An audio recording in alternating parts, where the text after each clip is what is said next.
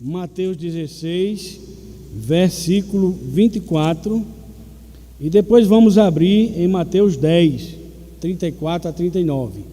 Primeiramente, Mateus 16, verso 24. Somente agora o versículo 24, e depois em Mateus 10, verso 34 a 39. Mateus 16 e 24. Então disse Jesus a seus discípulos: se alguém quer vir após mim, a si mesmo se negue, tome a sua cruz e siga-me. Se alguém quiser vir após mim, negue-se a si mesmo, tome a sua cruz e siga-me. Agora vamos lá para Mateus 10. Nós vamos ler do versículo 34 até o 39. Mateus 10, 34 a 39.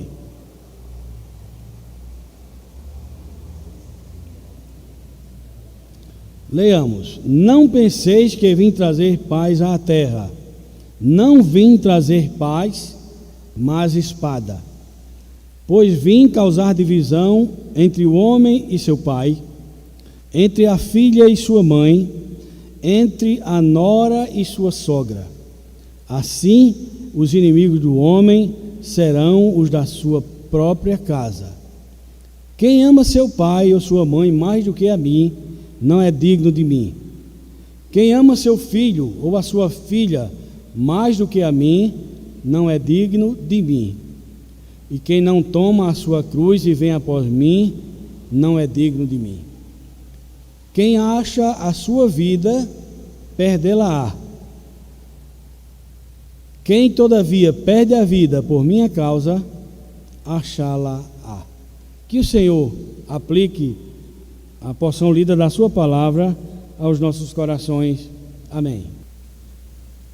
O texto que nós acabamos de ler, no capítulo 10 de Mateus, o Senhor Jesus Cristo, se nós formos voltar um pouco nos versículos anteriores, desde o capítulo 1, quando Jesus escolhe os seus discípulos e dá instrução a eles, e Jesus também dá a eles várias admoestações, também estimula-os a prosseguirem na fé. Jesus os está preparando para os embates da vida cristã. Nós podemos ver que nestes versículos que acabamos de ler, tanto Mateus 16 e 24, quanto no texto de Mateus 34, verso 10, 34 a 39, nós vemos que o Senhor Jesus Cristo não prometeu aos crentes uma vida de bonança, uma vida de sucesso, uma vida uma vida altaneira, somente de coisas boas. Não, o Senhor Jesus estava advertindo os crentes de que a partir da conversão deles, muitas coisas aconteceriam nas suas vidas, e coisas indesejáveis, coisas que ninguém nunca pensou que pudesse acontecer. Quando o Senhor Jesus Cristo disse: eu não vim trazer paz, no versículo 34, ele diz: não penseis que vim trazer paz à terra. Não vim trazer paz, mas espada. Há um comentário na Bíblia, comentário do pastor MacArthur.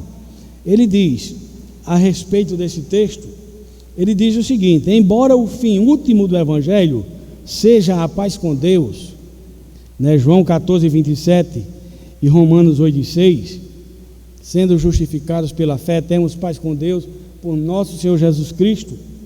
O resultado imediato do Evangelho muitas vezes é conflito, diz o pastor MacArthur. Embora o fim último e imediato do Evangelho, embora o fim último do Evangelho seja paz com Deus, o resultado imediato do Evangelho muitas vezes é o conflito. A conversão a Cristo pode resultar em abalo nos relacionamentos familiares, perseguição e até mesmo martírio. Seguir a Cristo pressupõe uma disposição de suportar essas dificuldades.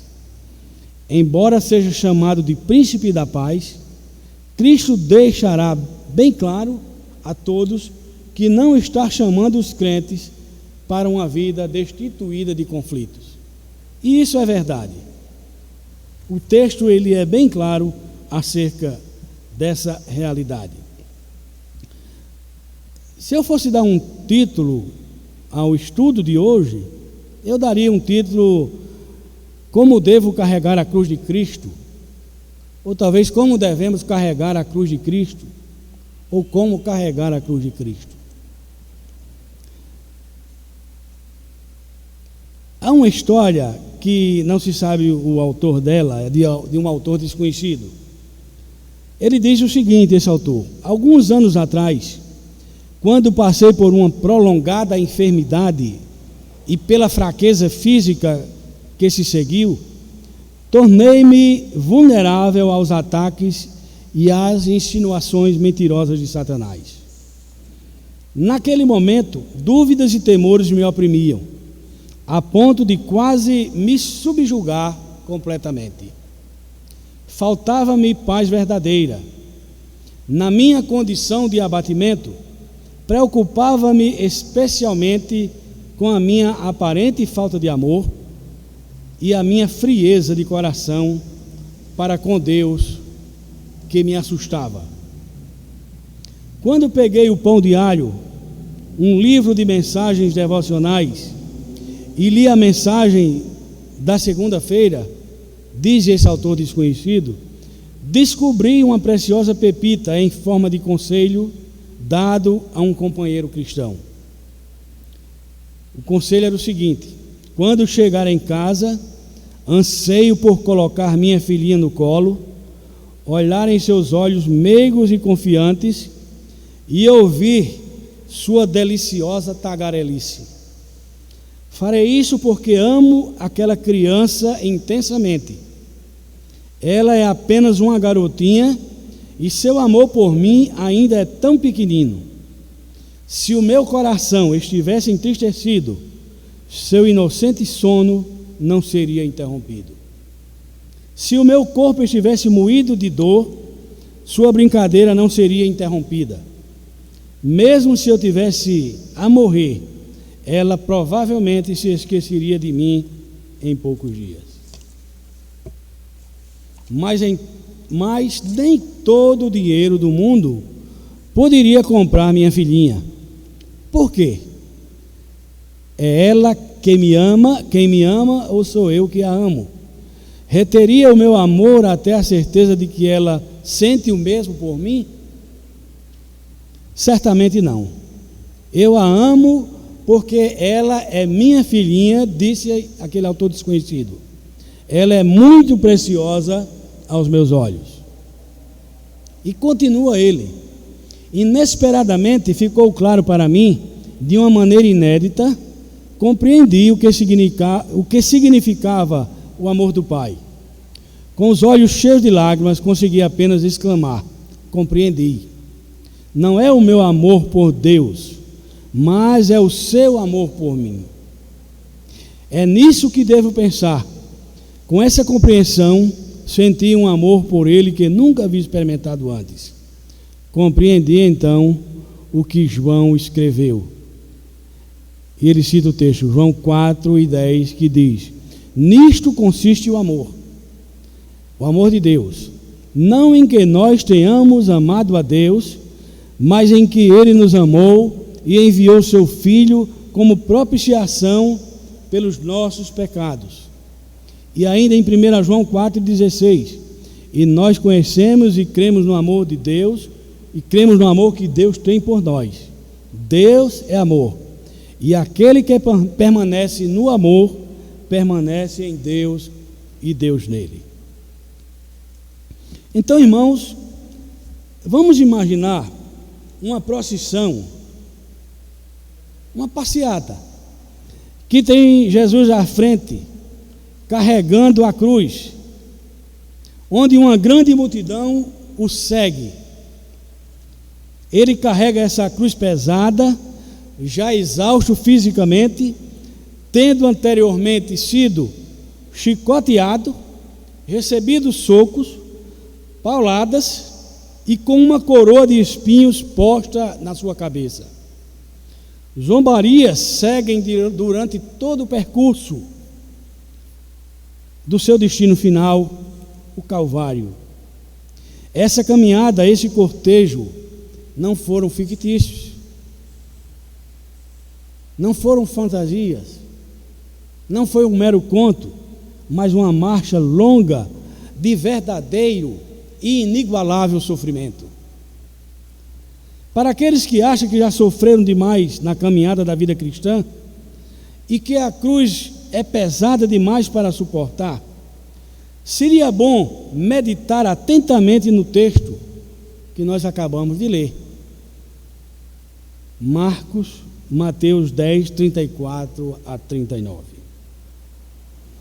Existem muitos que não suportam o peso da cruz, ou o peso da sua cruz, e ficam pelo caminho. Muitos desistem, porque acham que estão sofrendo demais na caminhada longa e cheia de pedras, cheia de espinhos da vida cristã. Então, irmãos, nesta noite, nós vamos perguntar para nós mesmos o seguinte: qual é a minha cruz particular? Qual é a minha cruz peculiar? Qual é a cruz que eu carrego? O que é que eu estou passando que eu posso assemelhar a uma cruz, ou a essa cruz, a esse sofrimento que o Senhor Jesus Cristo falou na sua palavra? Essa é a pergunta que fica para nós. Qual é a minha cruz peculiar, particular, pessoal? O Senhor Jesus Cristo disse: quem não toma a sua cruz. Então cada um de nós carregamos, quer queiramos ou não, como crentes em Jesus Cristo, uma cruz. Essa foi a primeira vez que Jesus mencionou a palavra cruz para os seus discípulos. E quando ele falou dessa palavra cruz, ele não falou somente daquele instrumento de madeira com um pedaço de pau, uma linha vertical e outra horizontal, onde ele haveria de padecer. Não, ele não falava dessa cruz. Ele falava muito mais do que uma cruz física, uma cruz de madeira. Ele falava de algo muito mais importante para nós. Mas o que é a nossa cruz particular? Pode ser suportar a reprovação, a falta de bondade, ou estar na pobreza, estar na obscuridade para o bem dos outros. Pode ser passar despercebido, pode ser uma grande realização que você faz em benefício de muita gente e você não ser reconhecido. Pode ser o sofrimento de perdas de parentes queridos, de amigos amados, de irmãos caríssimos, e também perseguições por amor ao Senhor Jesus Cristo. Certamente, eu diria que a cruz significa muito mais do que tudo isso. A cruz significa consagrar tudo ao Senhor Jesus Cristo, curvar-se ou curvar-nos inteiramente sob a carga bendita do serviço com o qual Ele nos honra.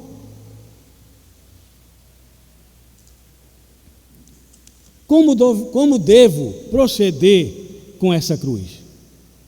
O que é que eu devo fazer quando essa cruz ela vem sobre os meus ombros para que eu possa carregá-la? O Senhor Jesus Cristo, Ele diz: quem não toma a sua cruz, toma a cruz, vem após mim e segue-me.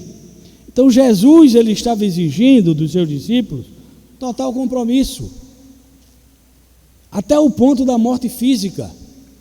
Quando nós olhamos os versículos que antecedem o versículo 34, Jesus escolhe os 12 discípulos, Jesus dá instruções aos 12, Jesus mostra que eles vão passar por provações terríveis, perseguições, por morte, por incompreensão, por agressões.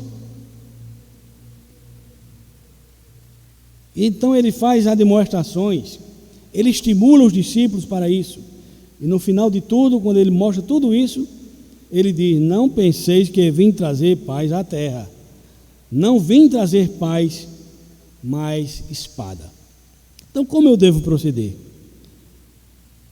Jesus estava exigindo dos seus discípulos total compromisso até o ponto da morte física. Para aqueles que vêm a Jesus com fé, através da qual se comprova que há renúncia de si mesmo, tal pessoa, ela vai encontrar vida eterna verdadeira. Se alguém não renunciar a si mesmo, disse o Senhor Jesus Cristo, não pode ser meu discípulo. Não existe, não há condição do discípulo de Cristo querer ser seu discípulo sem renunciar a si mesmo. Então essa cruz, nós devemos tomar essa cruz, irmãos, deliberadamente, ou seja, de livre e espontânea vontade. Essa cruz que o Senhor Jesus Cristo põe sobre os nossos ombros, ela não deve ser um fardo. Não posso escolher uma outra cruz, senão aquela que Ele já preparou para que eu a conduzisse, a levasse durante toda a caminhada da vida cristã. Então, eu não posso escolher uma cruz, ou buscar uma outra forma de provação. Nós não podemos escolher uma provação mais suave. Nós não podemos escolher uma tentação mais fraca, menos intensa. Não, nós não sabemos o que acontecerá amanhã. Por isso devemos estar preparados. Então, como é que eu devo proceder com essa cruz? Eu não devo fazer uma cruz por autossuficiência ou por vanglória. Eu não posso me vangloriar ou escolher uma cruz em que ela só traga coisas boas para mim. Vanglória, orgulho pessoal, satisfação plena, porque essa não é a finalidade da vida cristã. Paulo diz lá no versículo 14 de Gálatas 6, longe esteja de mim gloriar-me, senão na cruz do nosso Senhor Jesus Cristo, pela qual o mundo está crucificado para mim, e eu para o mundo. Paulo não tinha outra maneira de se gloriar, a não ser na cruz de Cristo. No seu sofrimento, nas suas provações, nas suas tentações, nas suas angústias. Paulo chegou a falar acerca de que ele sentia angústias por fora e temores por dentro. O Senhor colocou na sua vida um espinho na carne. Paulo diz, mensageiro de Satanás para me esbofetear, acerca do qual orei 3 vezes ao Senhor, e ele disse, a minha graça te basta, porque o meu poder se aperfeiçoa na fraqueza. Paulo, irmãos, como já disse uma vez o pastor Deneci, o homem das revelações de Deus, não se vangloriava de revelação nas suas revelações. Nós hoje vemos tanta gente se vangloriar em coisas fúteis, em revelações mentirosas, em profecias sem sentido, mas Paulo diz, eu não me glorio noutra coisa a não ser na cruz de Cristo. John Stott, um grande escritor bíblico e pastor evangélico, ele tem um livro chamado A Cruz de Cristo. Eu tenho esse livro. Ele diz que o termo grego para a palavra gloriar-me significa confiar, regozijar-se em, ter prazer em, viver para alguma coisa. Então era isso que Paulo estava dizendo. Eu me regozijo, eu confio, eu tenho prazer em viver sob a cruz de Cristo. Então o objeto da nossa vanglória, diz John Stott, enche os nossos horizontes domina a nossa atenção e absorve o nosso tempo e energia. A vanglória pessoal, o que é que ela faz? Ela enche os nossos horizontes. Quanto mais nós nos vangloriamos naquilo que temos, naquilo que somos, mais nós olhamos lá para frente e sempre estaremos querendo nos gloriar mais. Então ele diz: enche os nossos horizontes, domina a nossa atenção, desvia a nossa atenção de Cristo e absorve o nosso tempo e a nossa energia. Numa palavra, nossa vanglória é a nossa obsessão. A obsessão é um desejo desordenado por alguma coisa, é um apetite desordenado, é uma ideia fixa, por alguma coisa que você quer, deseja. Então alguns estão obcecados consigo mesmo e com o seu dinheiro, com a sua fama, com o seu poder. Os mestres falsos da galáxia, diz John Stott, eram triunfalistas, obcecados com o número dos convertidos. Mas a obsessão de Paulo era com Cristo e a sua cruz. Aquilo que o cidadão romano via como objeto de vergonha, desgraça e até mesmo desgosto, a cruz de Cristo era para Paulo o seu orgulho, a sua vanglória e a sua glória. Então não devo murmurar em consequência da cruz que me foi dada. Não devo murmurar. A murmuração a rebeldia é como idolatria, e a murmuração como pecado de feitiçaria, nos diz a palavra. Então nós devemos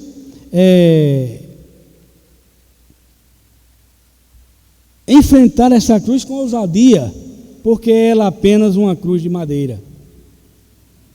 Eu não devo desprezá-la, seja pela indiferença do sofrimento ou negligência obstinada do dever cristão. Não devo desprezá-la. O ensino de Cristo, a maneira como devemos nos portar. Então devo suportá-la com paciência, porque tenho apenas de carregá-la por um pequeno percurso. Devo renunciar a mim mesmo com alegria, pois meu Senhor assim o diz. Essa cruz é uma carga real, uma carga santificada, uma carga significadora ou santificadora, uma carga que traz comunhão com Cristo. A cruz de Cristo. Então, o que deveria nos encorajar para carregar essa cruz? Em primeiro lugar, a extrema necessidade e a total impossibilidade de ser discípulo de Jesus Cristo sem levar essa cruz. Não há a menor possibilidade, não há chance de ser discípulo de Cristo, seguidor de Cristo, sem tomar a sua cruz e praticar o seu ensino. Não há. Discípulo é um seguidor. Cristão, o termo cristão significa pequenos cristos. O discípulo é um seguidor do seu mestre. É aquele que põe em prática e que ensina aquilo que o seu mestre lhe transmitiu. Então, devo renunciar a mim mesmo com alegria. Como é difícil a gente fazer isso. Renunciar a nós mesmos com alegria. Quantas vezes nós renunciamos, mas resmungamos, murmuramos. Achamos que muitas vezes a vida cristã é algo chato, monótono, mas não há monotonia no Evangelho. O Evangelho é o poder de Deus para a salvação. O Evangelho são boas novas. A palavra de Deus, ela se renova a cada manhã, por isso ela não é enfadonha, ela não é monótona, ela não é chata, como muitos acreditam. Então, o que deveria encorajar-me para carregar essa cruz? Em segundo lugar, são os heróis da fé evangélica, aqueles heróis da relação de Hebreus capítulo 11. Eles deveriam nos encorajar a levar essa cruz. homens e mulheres bem melhores do que nós já a carregaram. Foram partidos ao meio, moravam nas profundezas da terra, nas cavernas, nas catacumbas. Eles deveriam nos encorajar a levar essa cruz. Em terceiro lugar, a cruz de Cristo deve me encorajar a viver e a praticar o amor e a ver o amor insondável de Deus. Então, Cristo levou sobre os seus ombros uma cruz bem mais pesada do que a nossa. Então, o que deveria também encorajar-me? O amor de Deus, irmãos. O grande amor de Deus por nós.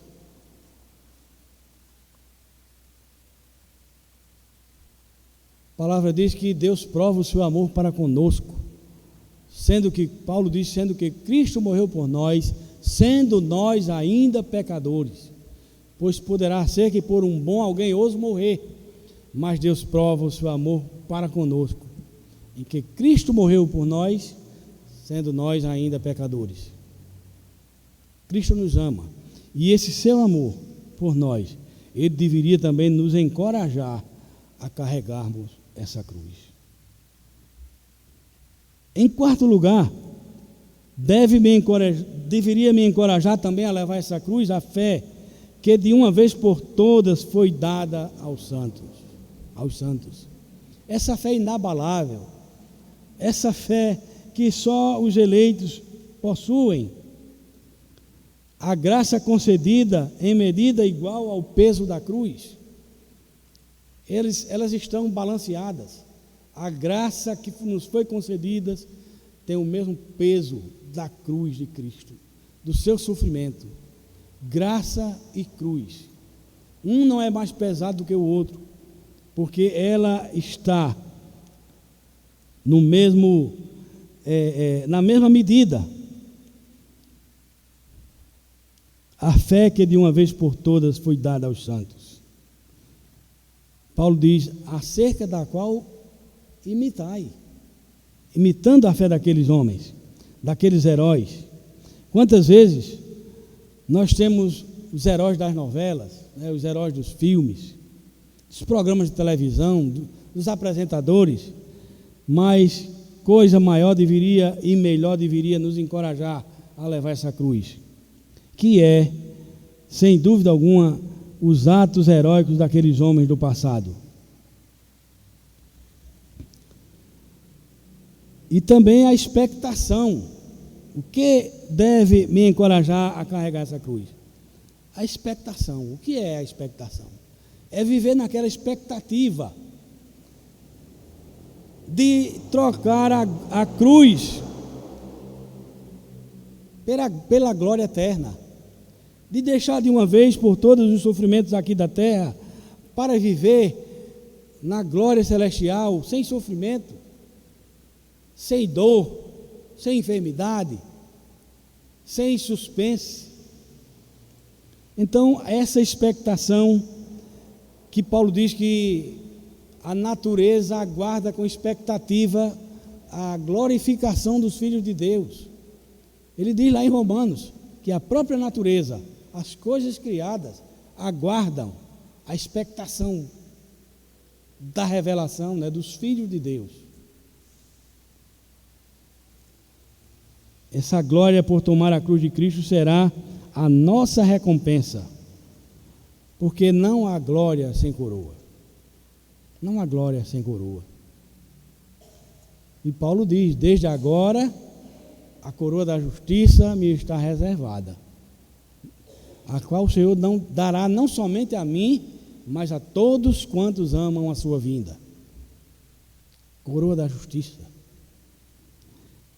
Diz a história, irmãos, que quando Alexandre o Grande marchava através da Pérsia, seu caminho estava coberto de gelo e neve, a tal ponto que seus soldados, esgotados já com a dura caminhada, ficaram desencorajados e não se dispunham a prosseguir.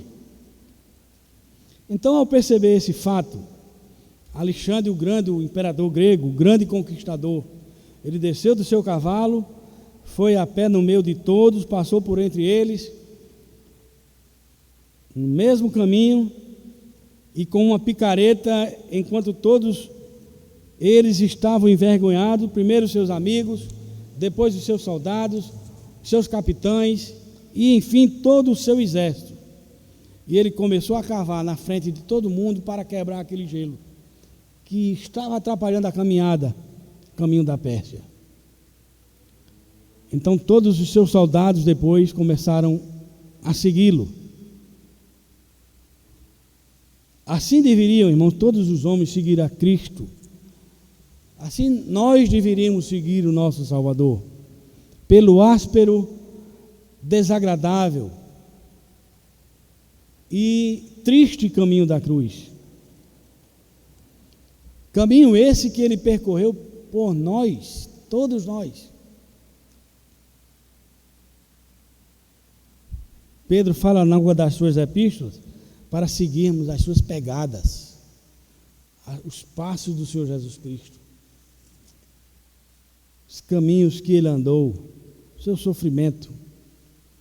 Mas existe hoje no meio evangélico de muitas igrejas uma praga chamada de determinismo, né, que tem assolado muitas igrejas por aí afora.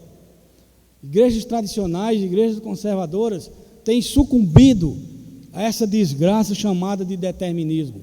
O que é isso? A prática do determinismo tem sido o carro-chefe hoje de muitas igrejas. Esse é um dos pressupostos usuais da teologia da barganha.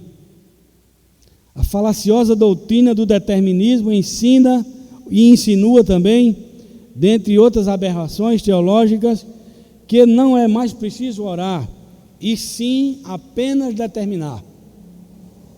Basta dizer a Deus que Ele tem a obrigação de fazer e as coisas, num passe de mágica, de forma mística, vão acontecer. Para os seguidores desta prática vergonhosa, não se deve orar a Deus, rogando a Ele que faça segundo a sua vontade, e sim impor a nossa vontade a Deus. Não é para ser feita a vontade de Deus, do Pai, mas a nossa vontade deve se sobressair à vontade de Deus, segundo essa teologia abominável. Isso vai de encontro ao que a Bíblia Sagrada nos ensina. João diz, esta é a confiança que temos nele, que se pedirmos alguma coisa segundo a sua vontade, ele nos ouve. João 5,14. Então, para os pregadores do determinismo, dessa vergonha, dessa abominação a Deus, eles deveriam ler 1 João 5,14. Esta é a confiança que temos nele, que se pedirmos alguma coisa segundo a sua vontade, ele nos ouve. Então nós hoje temos visto falsos mestres ensinando que a oração da fé precisa determinar para Deus o que queremos que Ele faça, que Ele realize. Este falso ensino proclama que a oração é a vontade do homem prevalecendo no céu, em vez da vontade de Deus prevalecendo na terra. É um ensino diabólico, é um ensino demoníaco, acerca do qual Paulo falou e advertiu Timóteo, dizendo que nos últimos dias muitos apostatariam da fé, dando ouvido a espíritos enganadores e a doutrinas de demônios. É doutrina de demônios.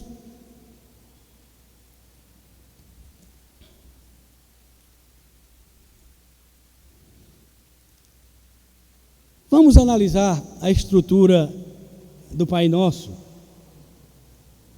para ver se realmente essa doutrina, esse determinismo falacioso, ele tem sustentação bíblica.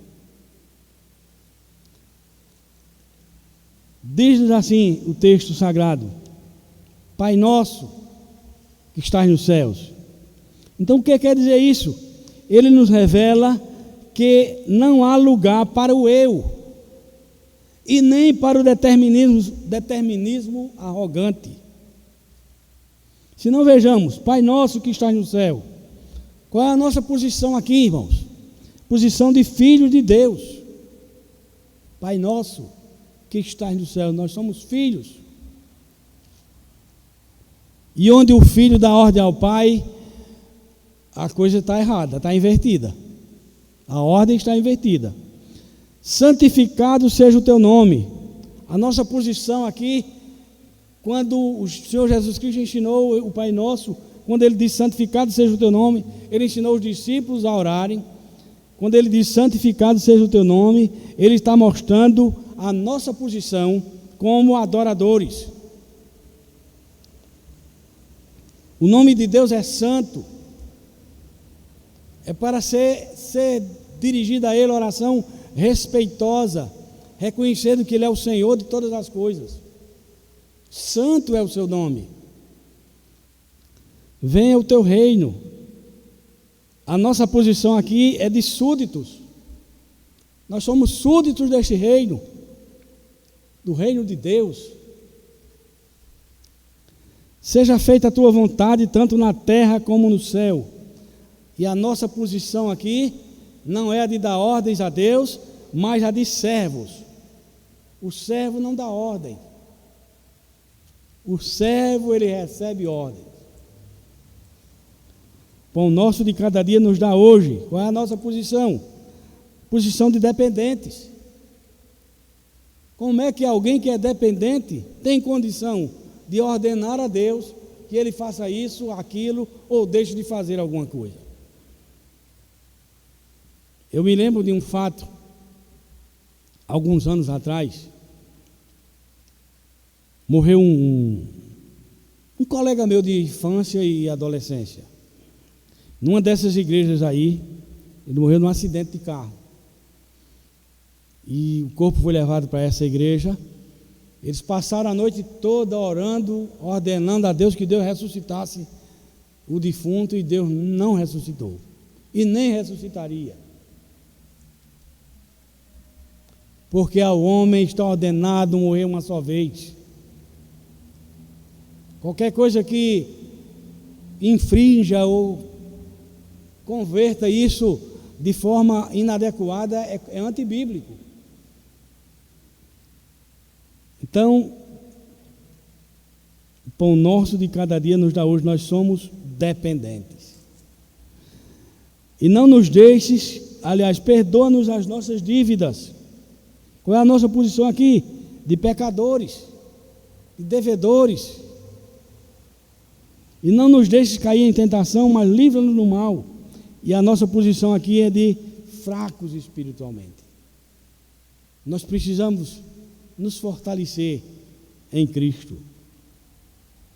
Então, a submissão à vontade de Deus e não imposição da nossa vontade a Deus é o alicerce, é a fortaleza, é a base da nossa confiança na oração.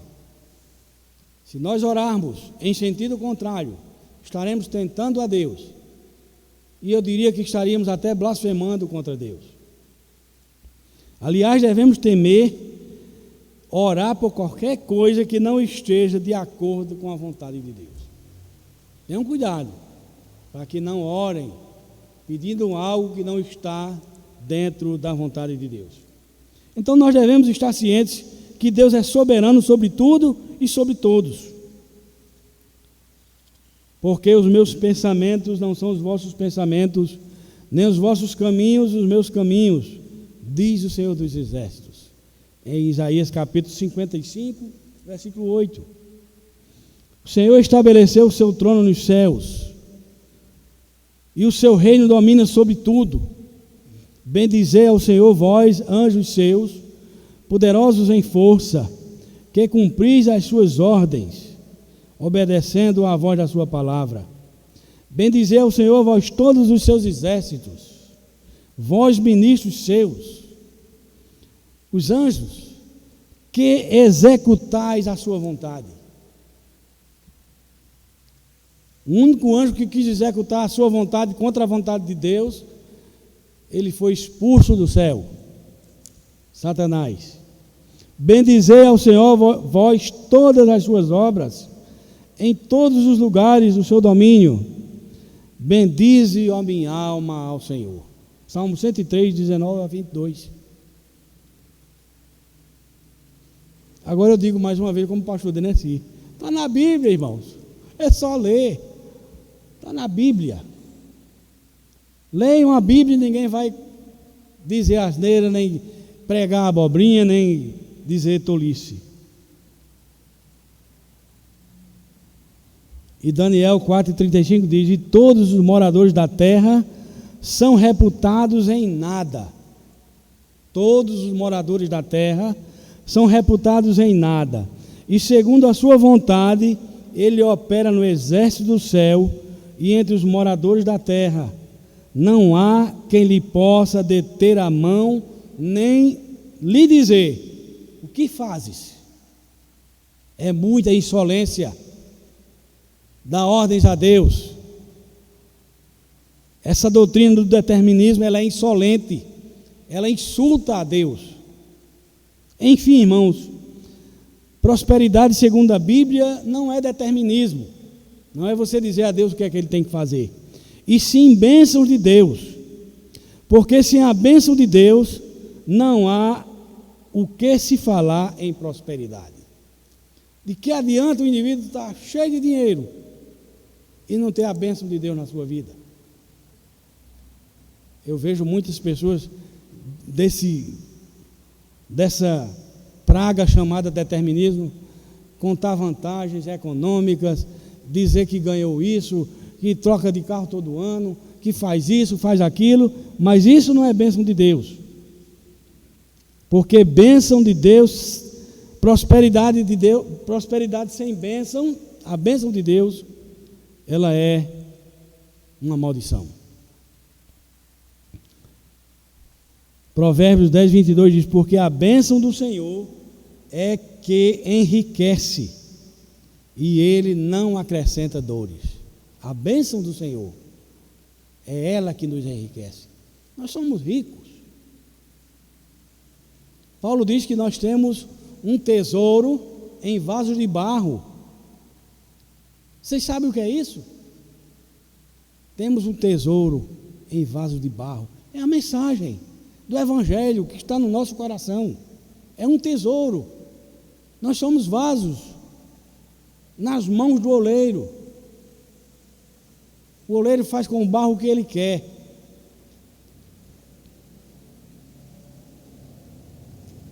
A prosperidade verdadeira consiste na bênção do Senhor. Quer sejamos pobres ou ricos, a presença e a graça do Senhor são o nosso maior tesouro. São o nosso maior tesouro. Enfim, prosperidade, segundo a Bíblia, não é determinismo.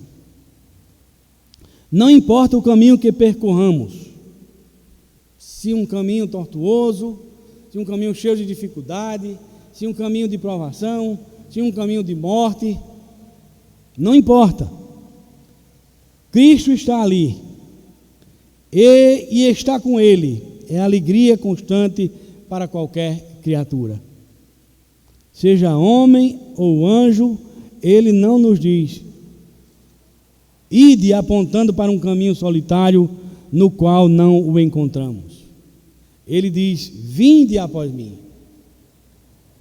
Ele não nos chama para um caminho desconhecido. Ele não nos chama para um caminho sem volta. Ele nos chama para prosseguirmos no caminho que dá na glória eterna. Vinde após mim, de maneira que não temos que dar um só passo onde não vemos ou onde não vejamos as suas pegadas e onde a sua presença não possa ser encontrada. O crente é assim. Para onde ele olha, ele vê Cristo. Longe esteja de mim, disse Paulo, gloriar-me. Então, para onde ele olha, o que ele pensa deve ser Cristo. O que ele vive deve ser Cristo. Paulo diz que o viver, para mim, é Cristo.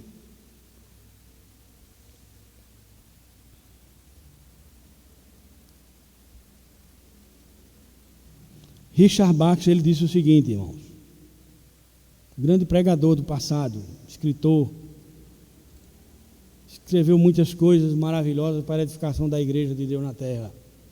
Ele disse: Cristo não me guia através de espaço ou de um caminho mais sombrio do que aquele que ele atravessou. Cristo não me guia ou não me envia por um caminho mais sombrio do que aquele que ele atravessou.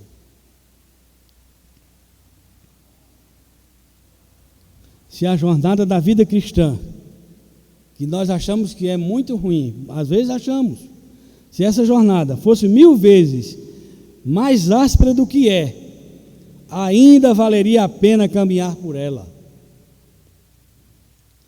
Sabe por quê? Pelo fato de caminharmos ali com Cristo.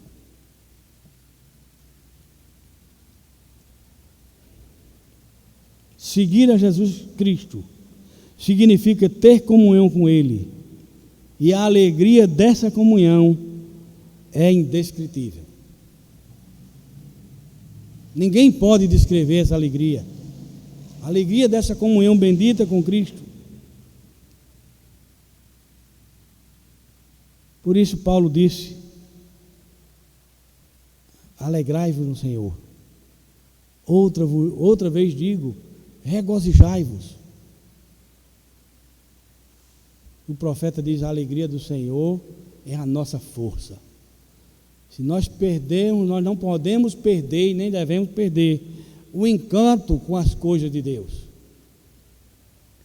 Nós não podemos perder esta visão maravilhosa que o Evangelho nos proporciona, nos outorga, nos confere, de que nem tudo está perdido.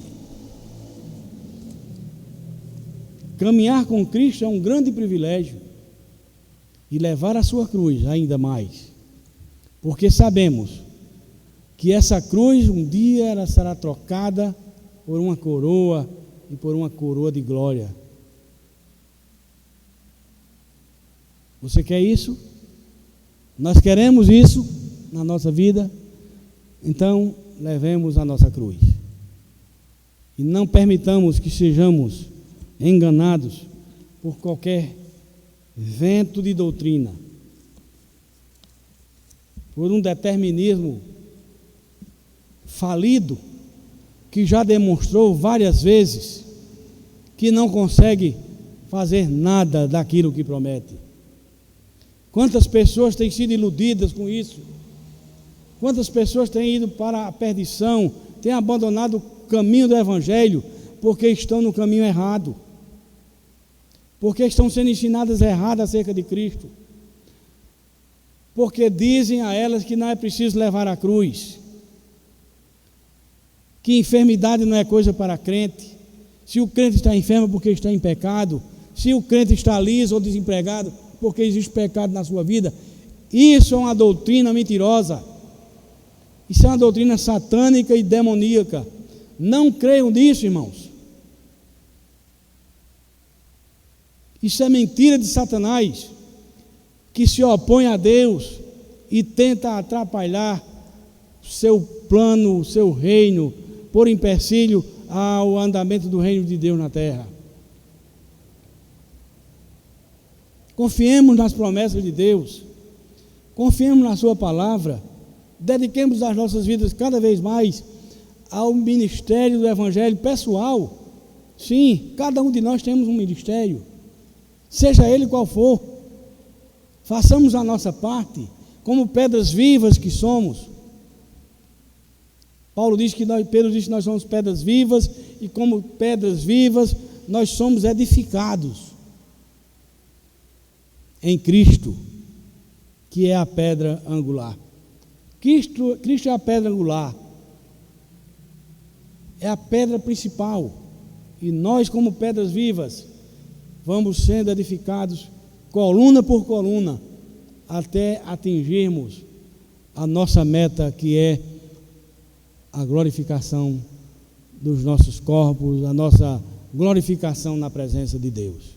Que o Senhor nos abençoe e nos encha de uma viva esperança, que nos encha de ousadia, de coragem,